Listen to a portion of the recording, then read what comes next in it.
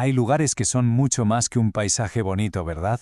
Son como crónicas escritas en piedra, donde cada sendero es un capítulo y cada cueva una página olvidada. Pues bien, hoy nos vamos a sumergir en uno de esos lugares mágicos, el Parque Natural de Sant Llorenç del Munt y l'Obac. Y es que esta es la clave de todo. No vamos a visitar solo una montaña. No. Estamos a punto de embarcarnos en un viaje por la historia más profunda de Cataluña. Así que venga, vamos a meternos de lleno, porque esta montaña tiene muchísimo que contar. Exacto. Nuestro viaje empieza mucho antes de que existieran los caminos, los monasterios o cualquier cosa. Nos vamos al mismísimo origen de la piedra, al primer capítulo de esta historia geológica tan alucinante. Fijaos bien en esta roca, se llama conglomerado, y de verdad entenderla es la llave para descifrar todo el parque. Pensad en ella como si fuera un hormigón natural, ¿vale? Hecho con los guijarros que arrastraba un río hace una eternidad. Cada una de esas piedrecitas es en realidad un testigo del pasado.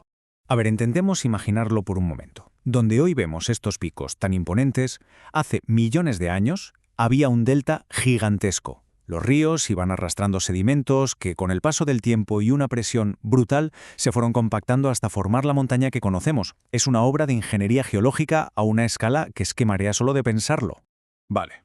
Una vez que la naturaleza ha esculpido el escenario, con sus cuevas y sus abrigos rocosos, llegaron los primeros actores de esta crónica, los seres humanos. Vamos a ver cómo encontraron su hogar en este paisaje que para ellos estaba recién nacido. Y desde el principio, la montaña fue un refugio. La Cova del Frare, por ejemplo, no era un sitio de paso, ¿eh? Se han encontrado restos que demuestran que estuvo ocupada sin parar desde el Neolítico hasta la época romana.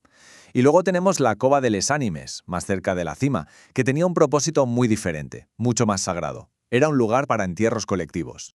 Y ahora pegamos un salto brutal hacia adelante en el tiempo, hasta la Edad Media. En esta época, la humanidad ya no solo vive en la montaña, sino que la transforma por completo, construyendo sobre ella para acercarse, literalmente, al cielo. 1.104 metros. Ojo a la cifra. Esa es la altitud de La Mola, el pico más alto de todo el parque. Una altura impresionante. Y el lugar que eligieron para levantar una de las joyas arquitectónicas más importantes de Cataluña. A ver, construir un monasterio aquí arriba en el siglo XI era un desafío monumental. Una locura. Iba en contra de la gravedad, del aislamiento. Por eso no era solo un edificio, era toda una declaración de fe y de poder, que convirtió la cima de la montaña en el corazón espiritual de toda la comarca. Pero claro, la montaña no solo se convirtió en un baluarte espiritual, también fue un punto militar clave. Desde una posición inmejorable, el Castell de Peraló vigilaba todo. Y luego hay lugares casi mágicos, como la ermita de Santa Agnés, donde la arquitectura y la geología se fusionan, porque está construida dentro de una balma, de una cueva abierta. Durante siglos, este parque no fue para nada el bosque virgen y silencioso que nos podríamos imaginar hoy. ¡Qué va! Fue un auténtico hervidero de actividad, una fábrica de recursos que fue modelando el paisaje que vemos ahora.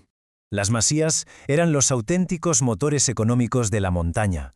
No eran simples casas de campo, eran verdaderas fortalezas económicas.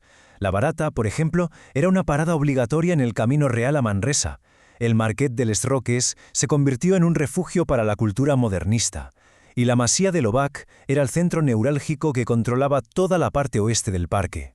Para entender esa transformación tan bestia, no hay nada mejor que el ejemplo de los pozos de hielo. Antes eran una industria vital, se prensaba la nieve del invierno para vender hielo en las ciudades durante el verano. Imaginaos. Hoy son una curiosidad, una parada en las rutas de senderismo que nos recuerda a un mundo que simplemente ya no existe. Así, nuestro viaje nos ha enseñado cómo cada época ha ido dejando su huella, una capa más de historia. Desde una cueva usada como refugio prehistórico hasta un centro cultural modernista, la montaña ha sido el lienzo sobre el que se ha pintado la historia de Cataluña. Y llegamos al siglo XX. Y aquí, la montaña se enfrenta a su mayor cambio. La vida que la había moldeado durante siglos desaparece de repente. Y un nuevo propósito, una nueva identidad, está a punto de nacer.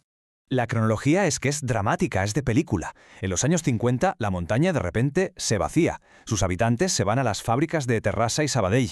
Pero justo cuando la expansión urbana amenazaba con devorarla, en 1972 se tomó una decisión histórica: protegerla para siempre. Se convirtió en el primer parque natural de toda España.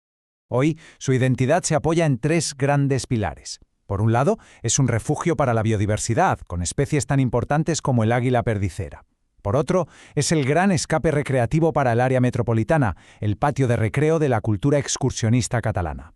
Y por supuesto, es el guardián de todo ese patrimonio histórico que hemos estado recorriendo. Y aquí es donde el pasado y el presente se dan la mano de una forma increíble. El antiguo monasterio en la cima de la Mola hoy alberga un restaurante. Miles de personas suben cada fin de semana, recorriendo los mismos caminos de antes, para disfrutar de la naturaleza y de un plato que ya es un símbolo del lugar, las judías con butifarra. Es que, desde la cima, por la noche, se ven las luces de la gran ciudad parpadeando ahí abajo.